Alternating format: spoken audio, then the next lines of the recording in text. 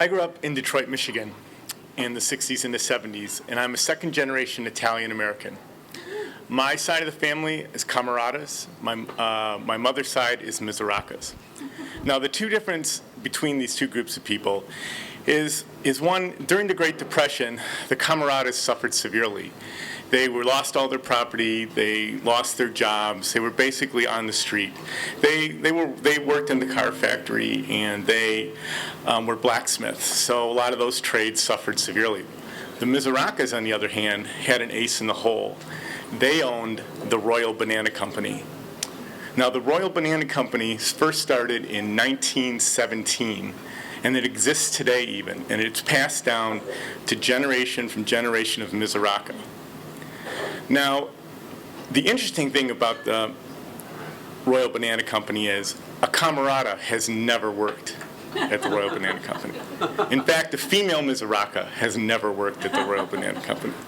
But all my cousins, all my male cousins, grandfathers, uncles, all the Mizracas have worked there. I wanted to work at the Royal Banana Company. It had its own mystique. I knew it was in this very bad part of Detroit, near Old Tiger Stadium. My grandfather went there every morning at 2 in the morning, and he came home at 1. And he always came home with these fresh vegetables and fruit. Like, I thought you ate bananas green for so many years, because I didn't know they ripened and then you ate them. And all the fruit I ate was hard. And I still like hard fruit, because that's how it used to come to me. So I would beg him to let me come to work when I was about 16. Please let me come. I got the summer off. Let me start working the road. But no. It's not good for you to be there. Finally, I employed my mother. And so he relented. And I, for the first time, a Camarada was going to work at the Royal Banana Company. So on my grandfather's 5'2". He was born in Italy, came to this country in 1916. No, actually earlier than that. And he fought in much earlier, because he fought in World War I. And he spoke broken English. I would see that he would read him reading a newspaper, but I don't think he could read it. I think he was just looking at the pictures. So here he is, 2 in the morning rolls around on my first day. He comes, picks me up, knocks on the door. I get in the car, and we take off to the Royal Banana Company. And I'm psyched. It's pitch black out. It's early summer.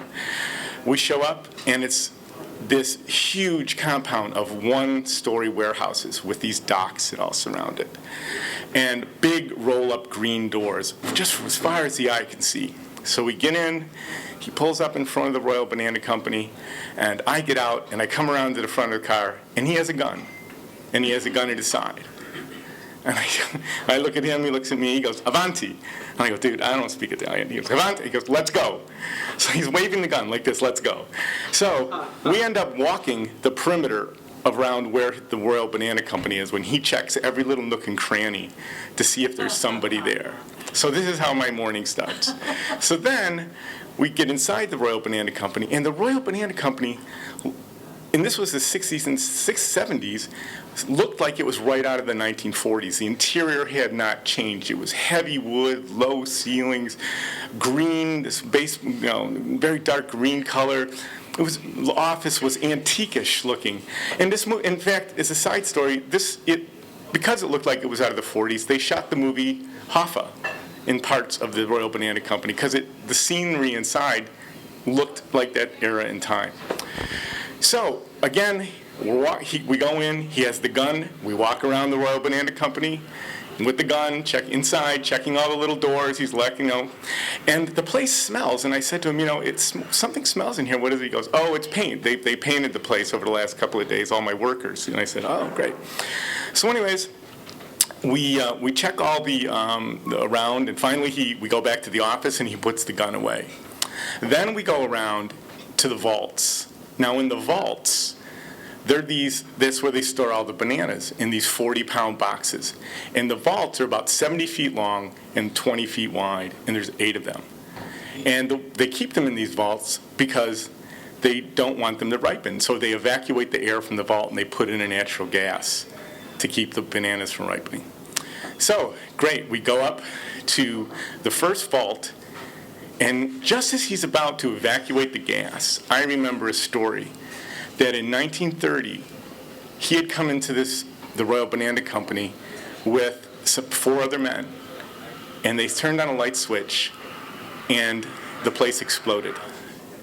And all the men but my grandfather were killed because natural gas had leaked out and the light had caused a spark, and the place blew up.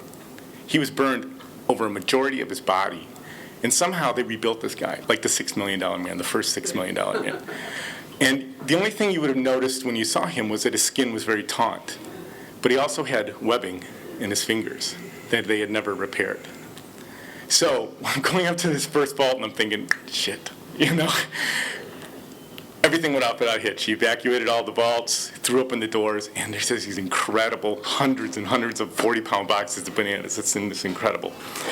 So, we've been there now probably a good couple hours, and the sun's starting to come up. And so he throws up in the roll-up doors to wait for the trucks to come where they're going to take the boxes from the vaults and go into the trucks. And so, and he says to me, he goes, "You see those 2 little birds sitting on that white telephone pole over there?" I said, "Yeah, I see them." He goes, "They sing Italian love songs to me every morning when I'm here." And I said, "That's very nice, So all the workers come to start showing up, and my cousins start showing up, and all the guys who work there are all black, except for my cousins.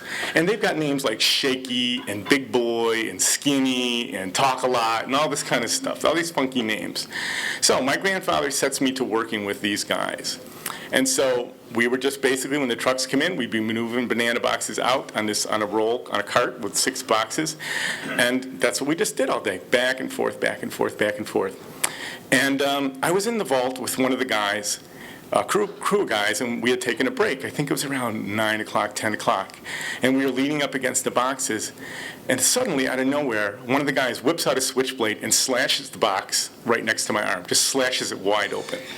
And at that moment, my grandfather walks in, he snaps the knife closed, puts it back in his pocket, and he gives me this look like, "If you say anything, I'll kill you." And I said, "Okay, I'm not saying anything. I'm good here. We'll get through this." So my grandfather comes up, and he goes, "Come on, let's go have some coffee, and you can come back in a little bit."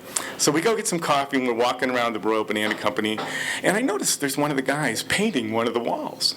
And I said, "Hey, I thought you said they painted this place. It's already been painted." He goes, "Oh, yeah, but, black people steal, and you got to keep them busy, so it doesn't really matter." I said, "Oh, okay," so this was his theory. So then, so I went back to work, and the day was, from then on, was relatively uneventful. So moving boxes in, moving boxes out. No big deal. As the day that about 1 o'clock comes, my cousins go home, all the workers go home, and I go home with my grandfather. And we do the rounds, we lock up the place, we walk around the perimeter of the warehouses, and I must have been really dog-tired, because the next thing I remember after getting in the car was him waking me up in front of my house. And he said to me, he goes, "You ready for tomorrow?" I said, "Yeah, I'm ready for tomorrow." And he goes, "I just want to tell you that today you are a Mizoraka."